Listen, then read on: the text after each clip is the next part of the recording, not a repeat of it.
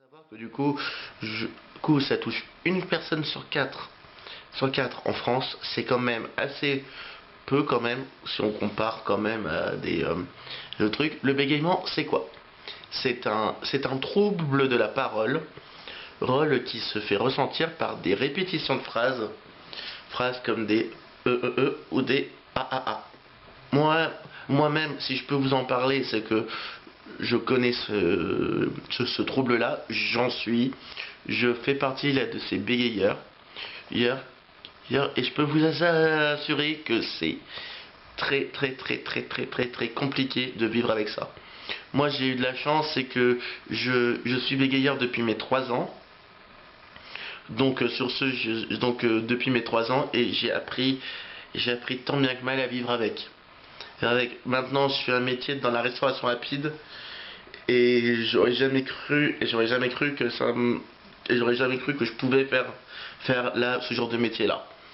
Ce genre de métier-là parce que ça a été un long, très long voyage. Voilà, très long voyage. Je vais vous expliquer par où je suis passé. C'est là, qu'est-ce que j'ai fait pour m'en sortir. Tiens, c'est parti, on commence maintenant. Alors, comme là je vous l'ai dit là précédemment, je suis bégayeur depuis mes 3 ans. Non. À la maternelle, au, à la maternelle, à l'école élémentaire, ça va. Ça va, quelques ricaneries, mais ça, voilà, on met ça sur le compte de la jeunesse. En CM2, on devait faire un exposé sur le Moyen Âge. Et du coup, j'arrive pas à aligner deux mots. Deux mots parce que c'était encore parce que c'était encore là tout nouveau pour moi. Du coup, qu'est-ce que je fais? J'essaye tant bien que mal de vouloir absolument sortir les mots qui ne voulaient pas sortir. Et du coup, au lieu de faire un exposé qui dure 10, 15, 20 minutes, ça a pris une demi-heure, trois quarts d'heure, une heure. Donc au final, en fait, autant dire que du coup, je l'avais à là quand même. Hein. Puis après, collège, bah, la jeunesse toujours, en plus dramatique. En plus dramatique parce que là-bas, au collège, c'est si des collégiens me suivent, me suivent, c'est dur. C'est dur parce que entre collégiens, c'est toujours piqué. C'est pique sur pique sur pique sur pique. Puis, bah, du coup, voilà, c'était assez compliqué. C'était assez compliqué. J'ai même failli changer de collège. Parce que du coup, c'était assez. Parce que du coup, les moqueries, je ne les acceptais pas. Après, moi, j'ai pas fait lycée. J'ai pas suivi de cours au lycée. J'ai fait un service civique après, personne ne s'est moqué de moi. Personne. Aucune personne ne s'est moquée de mon bégaiement, tout ça. Donc là-dessus, j'ai commencé à me dire que du coup, ça pouvait le faire, que du coup, des personnes étaient capables de ne pas rigoler du malheur des autres. Donc du coup, j'ai commencé à retrouver espoir. À cette même période-là, j'ai commencé aussi à avoir une psy. Avoir aussi une orthophoniste qui m'aidait, d'elle constamment.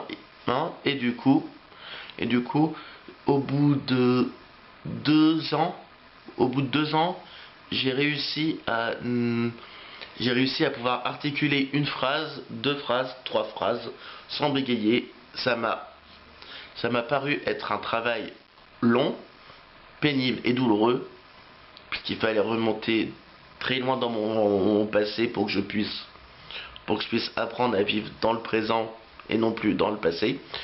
C'est de la lecture à tire-larigot, parce que du coup, entre moi et la lecture et mon bégaiement, on va dire qu'on s'entend pas du tout bien.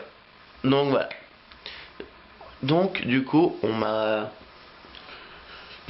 pour moi, pour m'en sortir, j'ai lu des livres comme des Max et Lydie ou des Tom Tom et Nana. Après, j'ai repris mes études pour devenir quoi, animateur en centre de loisirs. Et là, ça s'est très bien passé. J'ai réussi à j'ai réussi à aligner plusieurs phrases d'affilée sans que ça puisse poser un problème à n'importe qui. J'étais si heureux que du coup j'ai voulu continuer l'orthophoniste et la psychologue en même temps. Autant dire que pour le portefeuille de ma mère, c'était assez compliqué.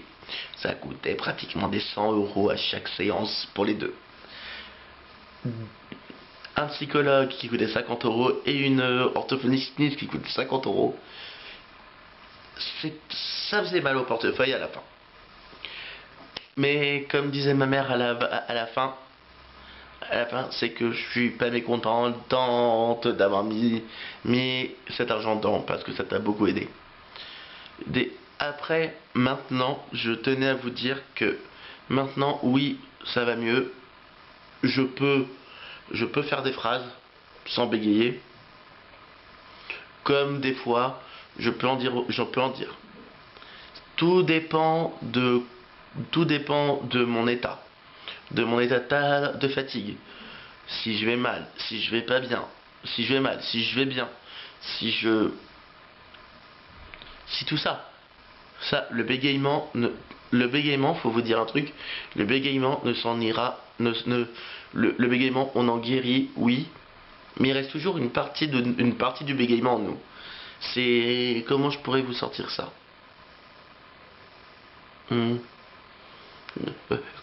Quand là vous la cassez une jambe, on vous met on vous met ça dans un plâtre, on vous met la jambe dans un plâtre pour que du coup ça puisse guérir. Mais du coup, ça va pas autant guérir que Sexy. Là, Sexy, oui, vous n'étiez pas tombé. Mais il va y avoir toujours toujours une petite fissure dans l'os qui se déclenchera de temps en temps. C'est là-dessus que je tiens à vous le dire, c'est que le bégaiement, on n'en guérit jamais entre guillemets, mais c'est soit ça va mieux, soit ça va pas mieux. C'est toujours ça. Et j'ai eu la chance de rencontrer un bégayeur dans ma vie, et on n'avait pas du tout le même parcours de vie. C'était assez rigolo de voir ça, parce qu'on met pas souvent le visage sur des bégayeurs. Et encore, on sait là que ça existe, on sait, mais on se dit comment ça peut se faire tout ça. Donc voilà, je vous le dis, c'est compliqué. Pour un bégayeur, c'est compliqué. Après voilà quoi, on est comme tout le monde, on apprend à vivre avec ça au fur et à mesure. Voilà, là c'était tout pour cette petite vidéo. Je voulais absolument vous le dire. Donc si des fois, voilà, dans les vidéos, vous m'entendez faire des répétitions, faire des hochements, tous ces trucs comme ça, c'est normal, c'est mon bégaiement, c'est comme ça que je le fais. C'est comme ça que ça fait pour que du coup je puisse parler. Allez là, sur ce là je vous dis quoi, à la semaine prochaine pour une toute nouvelle vidéo YouTube. Je vous fais de gros bisous. Ciao.